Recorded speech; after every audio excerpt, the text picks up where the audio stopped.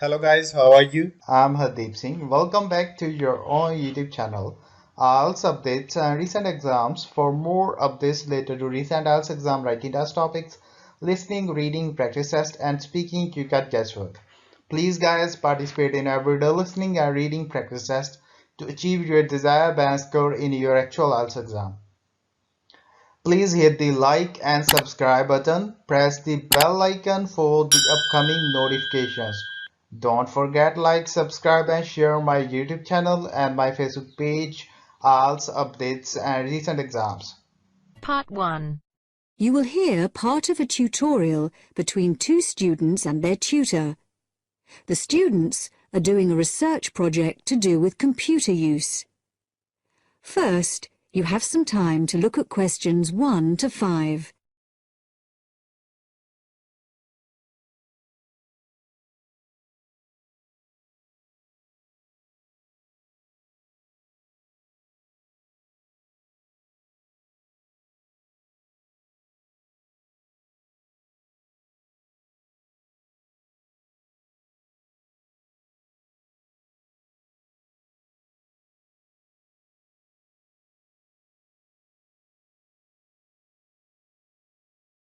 Now listen carefully and answer questions 1 to 5.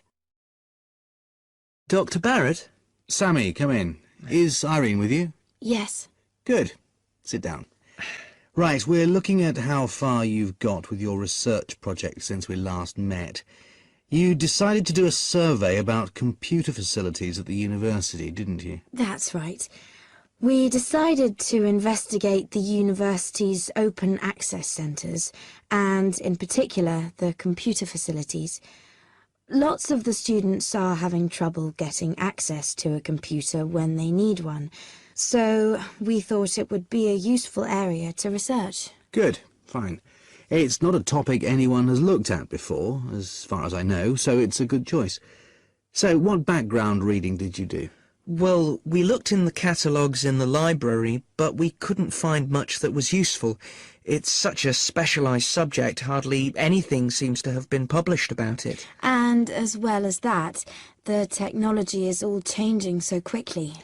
But the Open Access Centre has an online questionnaire on computer use that it asks all the students to do at the end of their first year, and the supervisor gave us access to that data, so we used it as a starting point for our research. It wasn't exactly what we needed, but it gave us an idea of what we wanted to find out in our survey.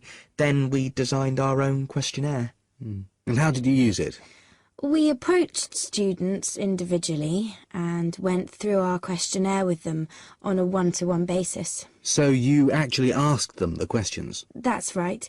We made notes of the answers as we went along, and actually we found we got a bit of extra information that way as well, about the underlying attitudes of the people we were interviewing, by observing the body language and things like that. How big was your sample? Well, altogether we interviewed a random sample of 65 students, 55% male and 45% female. And what about the locations and times of the survey? We went to the 5 open access computer centres at the university, and we got about equal amounts of data at each one. It took us 3 weeks. We did it during the week, in the day and in the evenings. Not the weekends? No. So presumably your respondents were mostly full-time students? Yes. Oh, you mean we should have collected some data at the weekends from the part-time students? We didn't think of that. OK, it's just an example of how difficult it is to get a truly random sample. So, how far have you got with the analysis of results? Well, everyone agreed there was a problem, but we're more interested in what they think should be done about it. The most popular suggestion was for some sort of booking system. About 77% of the students thought that would be best, but there were other suggestions. For example, about 65% of people thought it would help if the opening hours were longer, like 24 hours a day. Before you hear the rest of the talk, you have some time to look at questions 6 to 10.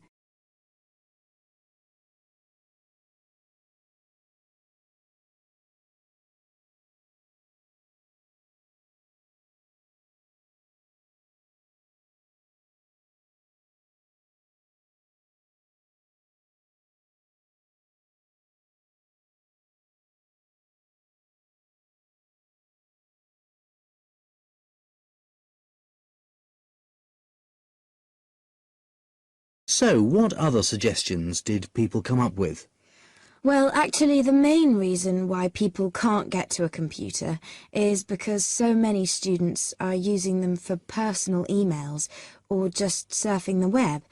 So one solution would be to have some computer rooms for recreational use and some for people to do serious work in. The trouble is, quite often people do their work, then they want to check their emails. And it would be a nuisance if you had to get up and go to another room and log on again just for that. Another problem is that during the day, tutors book whole blocks of computers for complete sessions, so several people said there should be restrictions on block bookings. But the trouble is, the classes need the computers. There's nothing else they can use. Some people said the whole problem would be solved if the university would just buy more computers, but other people said it might make things better for a bit, but it wouldn't really solve the problem permanently. You can't just solve the problem by throwing money at it. And with the suggestion that the computer room should stay open round the clock, some people did point out that there'd have to be someone around all the time to make sure the equipment didn't get stolen, especially at night. So a booking system seems to be the best suggestion. Yes. Apparently some universities have a sort of queuing system. It means the staff at the open access centres have to organise it, but people say it works quite well. You go along, and if there isn't a computer free just then, you're given a numbered ticket, and then when your number is called out, you have the next available computer. Or it can be done electronically as well, but that's more complicated, and it isn't really necessary. Good. So, now let's discuss... That is the end of part 1. You now have half a minute to check your answers.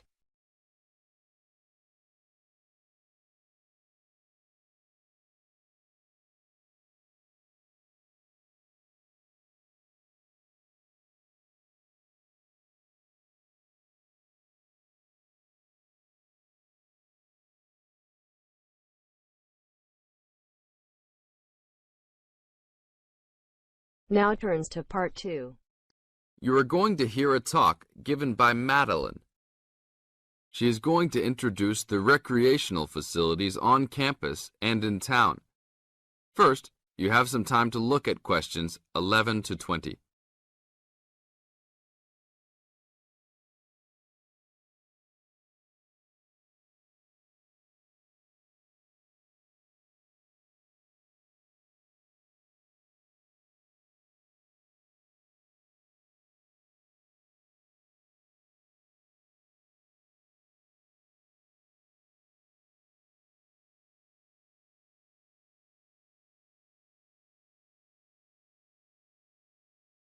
As you listen to the talk, answer questions 11 to 20.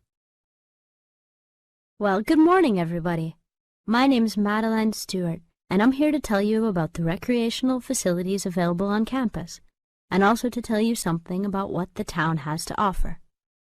You may already know that your Students' Union membership also includes membership of the Sports Union, which provides a range of sporting and recreational facilities on campus, much the same as those in most British universities.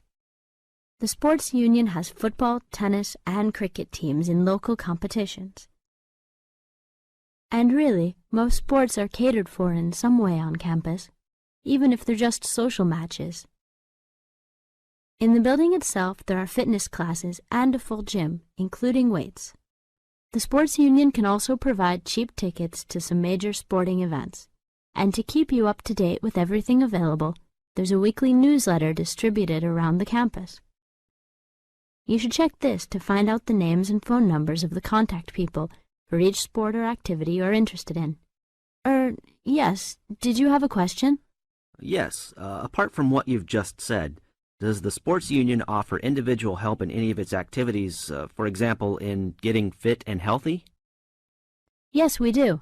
The Sports Union has a fitness assessment clinic every Friday, staffed by the resident sports trainer, who can provide advice on the best program for you and refer you to various charts. I'm sure you all realize that for any medical assessment or health problem, you should go to the University Medical Service. The sports trainer can also advise you on a suitable training program using the weights.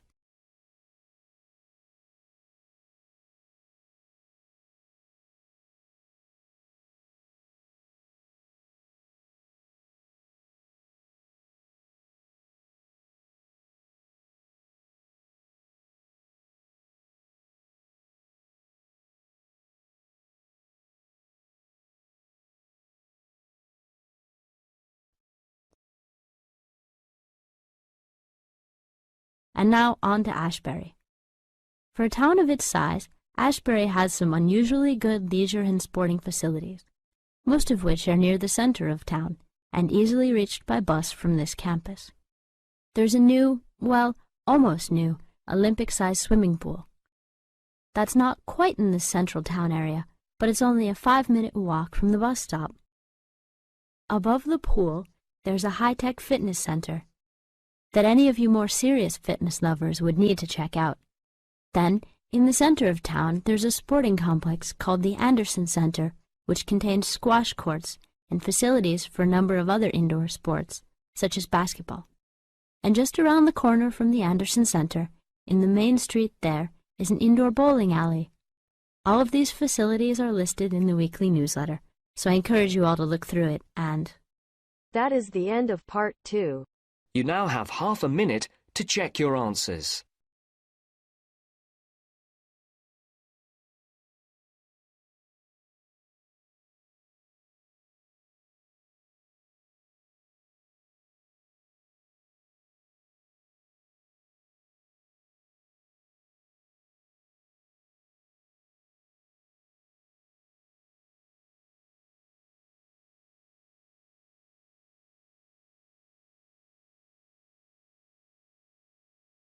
Now turns to part 3. You will hear a conversation between a university tutor and a student about a jobs fair. First, you have some time to look at questions 21 to 27.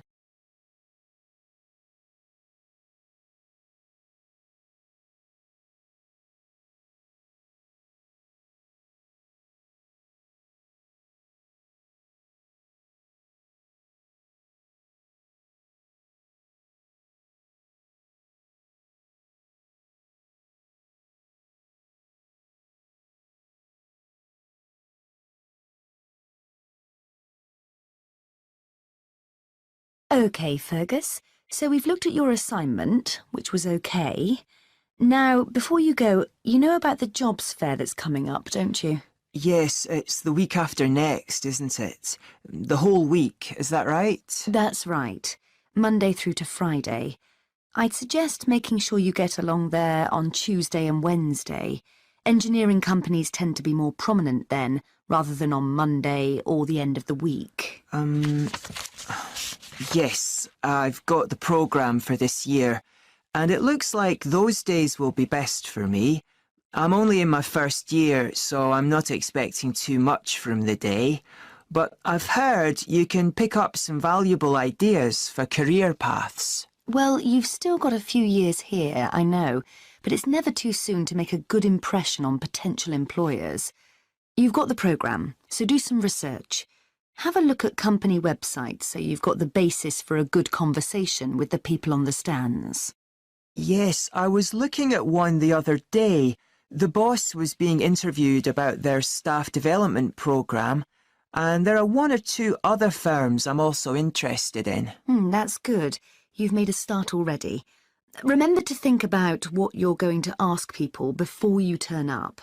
Not how much you're likely to earn, of course. You only discuss salaries at job interviews. No, questions about the skills you need for the job, the kind of personal qualities employers are looking for, that kind of thing. Yes, I see what you mean. It's best to go prepared and make the most of the opportunities. And I'm sure you don't need telling that it's a good idea to dress correctly for the event. You need to give off a professional air. Well, I won't be buying anything special for the occasion, that's for sure. I've got a suit and tie at my parents', but I don't have time to collect it. I'll make an effort, though.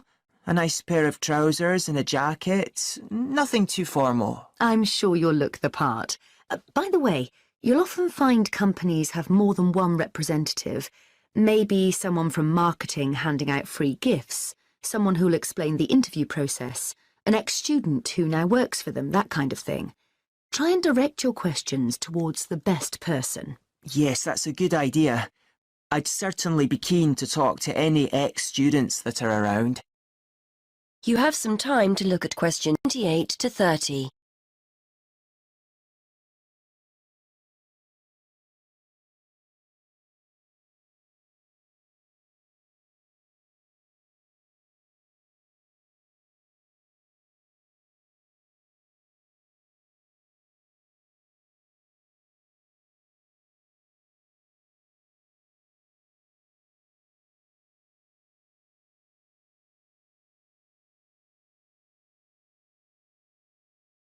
I'm sure you'll find the whole thing really useful. It's important to go to these events, and we always get great feedback from students who've attended. As long as you go with the right expectations. It's unlikely you'll come away with the promise of a job, of course. It's more about discovering what companies are looking for in potential employees. Yes. Plus, they're a great opportunity to practice things like networking, meeting new people, talking about yourself and what you do. Do you know what I mean? Definitely, yes. There will be several high-profile companies in the engineering sector, and you'll have the chance to get to know some useful people. If they give you their card or contact information, make sure you keep it safe. It's a sign they like you and want to keep in touch. That is the end of part 3. You now have half a minute to check your answers.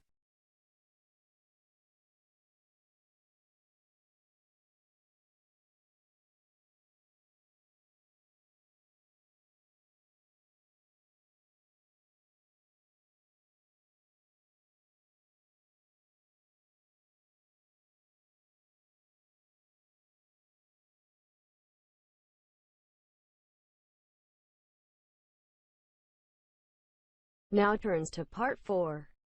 You are going to hear a lecturer giving a talk on archaeology. First, you have some time to look at questions 31 to 33.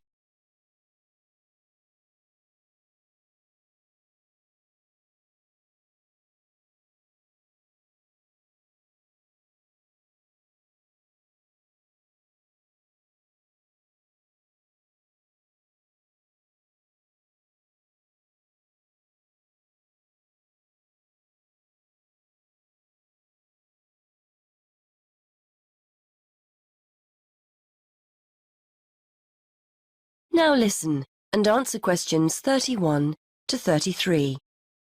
Many thanks for inviting me along today to talk to you about the results of some very interesting recent archaeological research. The saying, "you are what you eat," is often applied to present-day dietary advice. Certainly, our bodies will show evidence of whether we eat healthily or live on fast food and takeaways. This can be particularly useful in archaeological research. Through a careful analysis of the ancient bones of our ancestors, we can tell a great deal about their diet and the way they lived. I'd like to talk to you today about some research into the early settlers of some remote tropical islands in the Pacific. When these people travelled to these new lands 3,000 years ago, they had to bring along all the resources they needed for survival, including food, plants and animals from their original homes. One such group were the Lapita people, who were early settlers of remote Oceania, several islands in the Pacific. When the Lapita set sail for the island Vanuatu, they brought with them domestic animals and crop plants. This allowed them to settle in an area where no humans had previously lived and that had limited natural resources. Archaeologists have been keen to discover to what extent these settlers and their domestic animals relied on the resources they'd brought with them compared to the native plants and animals they found on the island. Before you hear more of the talk, you have some time to look at questions 34 to 40.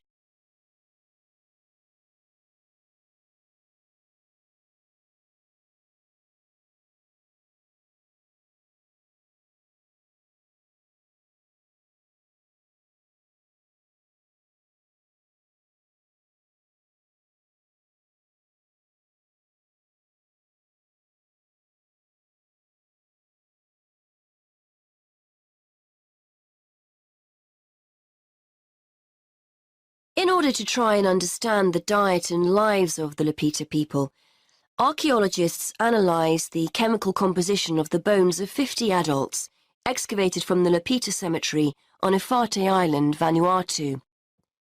Depending on what we eat, we consume varying amounts of carbon, nitrogen and sulfur. As these chemical elements are ultimately deposited in our bones, the amounts or ratios of each one can provide a sort of dietary signature. For instance, plants incorporate nitrogen into their tissues, and as animals eat plants and other animals, nitrogen builds up in their own system. The presence of different ratios of chemical elements may show whether a human or an animal ate plants, animals, or both. Carbon and sulfur ratios offer another clue to diet.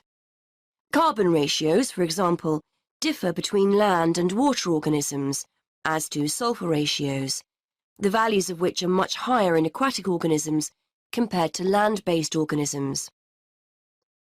As well as examining the settlers' bones, scientists carried out a comprehensive analysis of the chemical elements found in the settlers' likely food sources. This included modern and ancient plants and animals.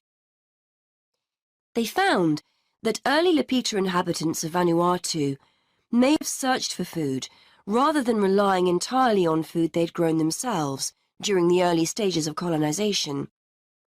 In the longer term, they probably did grow and consume food from the resources they'd brought with them, but early on, they appear to have relied as much on a mixture of fish, marine turtles and fruit bats, as well as their own domestic land animals.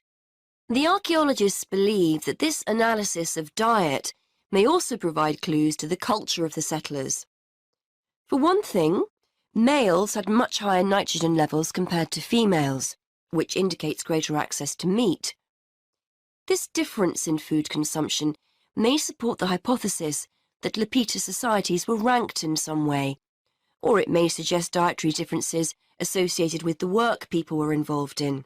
Additionally, the archaeologists analysed ancient pig and chicken bones and found that carbon levels in the settlers' domestic animals indicated that they were eating a diet mainly of plants. However, their nitrogen levels indicate that they may also have roamed freely, eating food such as insects.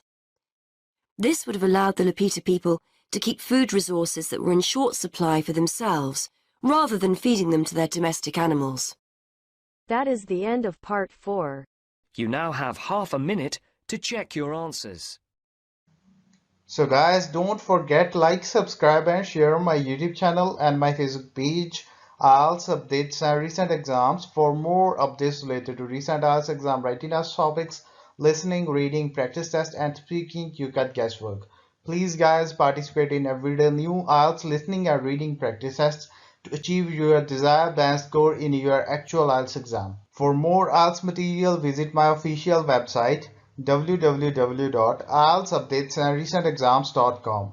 The link is given below in the description. If you need PDF files of latest IELTS material, then please join my Telegram channel. So guys, please write your score below the comment section.